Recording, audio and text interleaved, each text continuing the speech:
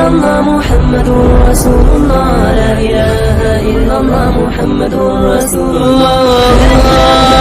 السلام علیکم پیارے دوستو، بسم اللہ الرحمن الرحیم. شروع اللہ کے نام سے جو بڑا مہربان نہایت رحم کرنے والا ہے. قوم عاد میں دو بادشاہ گزرے، ایک کا نام تھا شدید اور دوسرا شداد. یہ دونوں بھائی تھے. شدید بڑا بھائی تھا جبکہ شداد چھوٹا بھائی تھا. قوم عاد کے بارے میں اللہ تعالیٰ نے قرآن شریف میں فرمایا ہے کہ ہم نے اس جیسی قوم دنیا میں دوبارہ پیدا نہیں کی. قوم عاد یمن میں آباد تھی.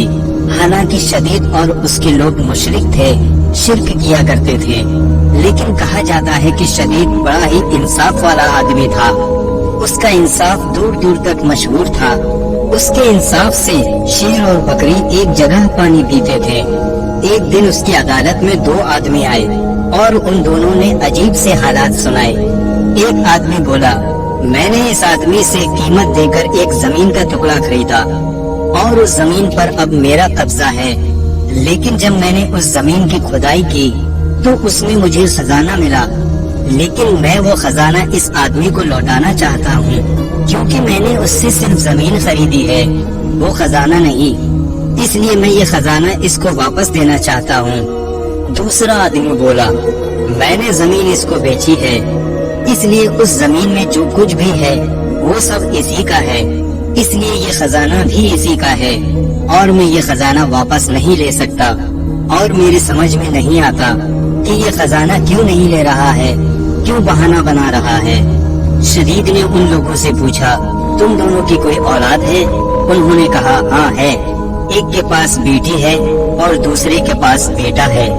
شدید نے حکم دیا کہ ان دونوں کا آپس میں نکاح کر دو اور یہ خزانہ ان دونوں کو دے دیا جائے.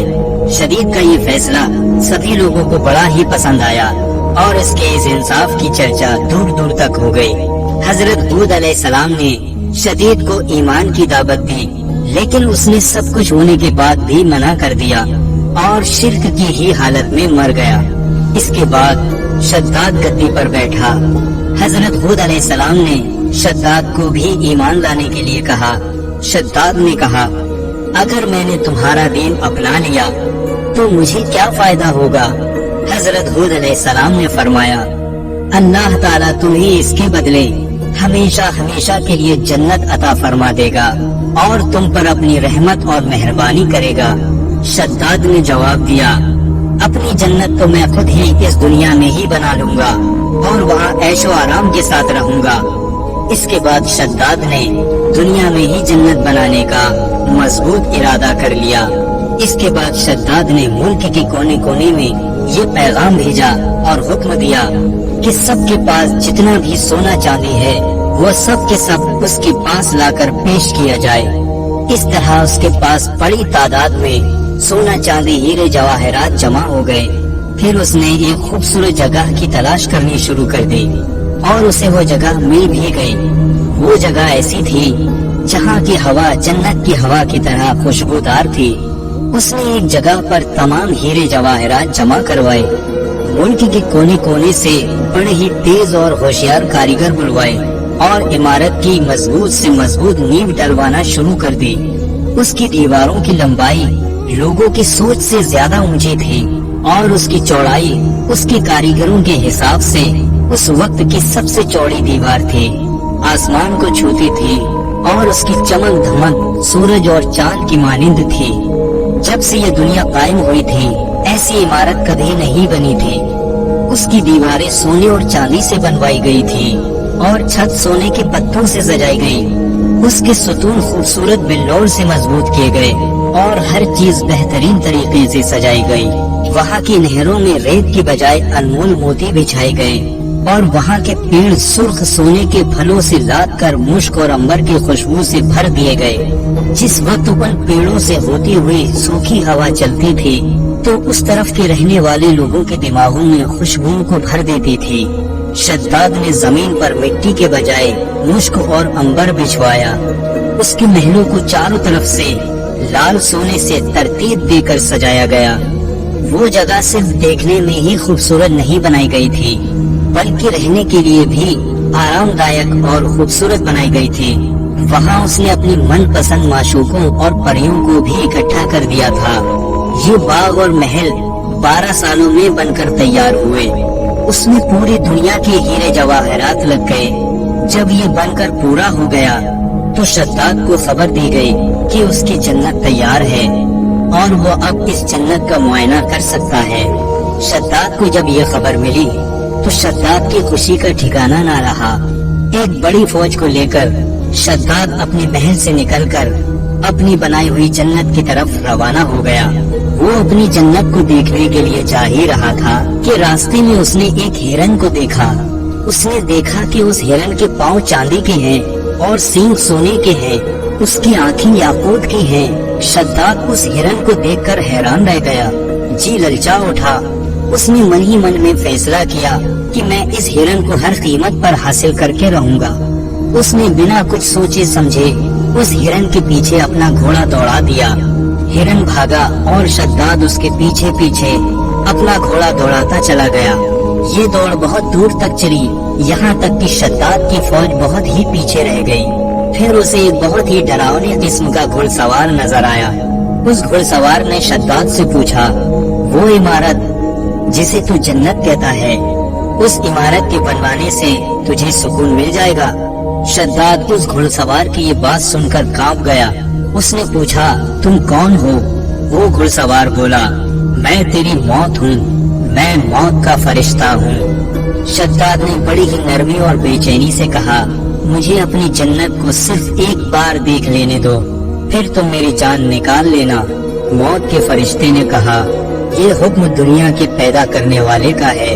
उसके हुक्म के बाद मुझे इख्तियार नहीं कि मैं तुम्हें 1 मिनट की भी मोहलत दे सकूं। फिर उसी वक्त मौत के फरिश्ते ने शद्दाद की रूह कब्ज कर ली और उसका जिस्म रूह से जुदा हो गया। शद्दाद की मौत के बाद वो आलीशान इमारत और खूबसूरत बागात लोगों की नजरों से गायब हो गए। तारीख की किताबों में लिखा है, अल्लाह ताला ने हजरत इजराइल अलैहिस्सलाम से पूछा, ऐ इजराइल, तुम मुद्दतों से रूहों को निकालने में लगे हो और शुरू से ही तुम्हारा ये काम है। क्या कभी तुम्हें किसी पर रहम और तरस आया है? हजरत इजराइल अलैहिस्सलाम ने बोला, मैं तो सब पर ही तरस खाता हूँ। अल्लाह ताला ने फरमाया, तुम्हें सबसे ज्यादा किस पर तरस आया? तब हजरत इजराइल अलैहिस्सलाम ने कहा कि ऐ अल्लाह, मैंने एक दिन आपके हुक्म के मुताबिक एक नाव को तोड़ दिया था और उसके तख्ते अलग अलग कर दिए थे। हवा का झोंका आया, नाव डूब गई और नाव वाले बिजली की तरह कुछ ही देर में खत्म हो गए। मगर एक औरत जिसके पेट में बच्चा था, उसको हुक्म के मुताबिक नाव के तख्तों का सहारा बनाकर बचा लिया। वो तख्ता फरिश्तों ने एक जजीरे के पास पहुंचा दिया। जिस वक्त एक लड़का उस औरत के पेट से पैदा हुआ तो माँ बहुत परेशान हुई। आपका हुक्म हुआ कि माँ की जान निकाल लो और अकेले उस लड़के को उसके पहलू में पड़े रहने दो। ऐ मेरे परवरदिगार, उस वक्त मैं रो दिया और मेरे मन में ख्याल आया कि इस बच्चे का क्या हाल होगा। ये बच्चा तड़प तड़प कर मरेगा या किसी जंगली जानवर और दरिंदे का मुंह का निवाला बन जाएगा। ऐ खुदा, तू खूब जानता है, मुझे उस बच्चे पर बहुत रोना आया था। उसकी तन्हाई और बेकसी को सोच सोच कर मेरा दिल भरा आता था। और दूसरा शद्दाद पर मुझे बड़ा ही तरस आया। उसने कई बरसों में इमारत बनवाई, लेकिन उसकी एक झलक भी देखने से महरूम रह गया और दिल में हसरत और अफसोस लिए ही इस दुनिया से चला गया। अल्लाह ताला ने फरमाया, ऐ इजराइल, ये शद्दाद वही लड़का है जिस पर तुमने पहले भी तरस खाया था और मैंने उसकी माँ के मरने के बाद सूरज और हवा को ये हुक्म दिया कि तुम इसे अपनी सर्दी और गर्मी से मत सताना, और हवा को हुक्म दिया कि फूलों के पत्ते उड़ाकर इसके लिए फर्श बनाओ। फिर उसके दोनों अंगूठों से दूध और शहद की नहर मैंने बनाई। कितनी मेहरबानियों के साथ मैंने उसकी जान बचाई, उसे दौलत से नवाजा, बादशाह बनाया, दुनिया की सारी नेमतें उसे अता फरमाई। लेकिन फिर भी इन नेमतों का शुक्र अदा करने के बजाय वो खुदा होने का दावा करने लगा। उसका तो ये अंजाम होना ही था। दोस्तों, ये था शद्दाद और उसकी जन्नत का वाकया। उसने अपने घमंड से इस जन्नत को बनवा तो लिया, لیکن اللہ کی قدرت کو کچھ اور ہی منظور تھا. وہ اپنی بنوائی ہوئی اس جنت کو نہ دیکھ سکا. اللہ نے اسے رہتی دنیا کے لیے سبق بنا دیا کہ دولت اور شہرت پر گھمنڈ کر کے کچھ بھی حاصل نہیں ہونے والا. ہر کسی کو اس کے اعمال کا بدلہ ملے گا. شداد کو بھی اللہ تعالیٰ نے بے شمار دولت عطا کی تھی، لیکن وہ خود کو خدا کے برابر سمجھنے لگا اور آج وہ پوری دنیا کے لیے نصیحت بن گیا. اللہ تعالیٰ سے دعا ہے کہ اللہ تعالیٰ ہمیں اپنی دولت کو صحیح کام میں خرچ کرنے کی توفیق عطا فرمائے اور گمراہی کے راستے سے بچائے. آمین.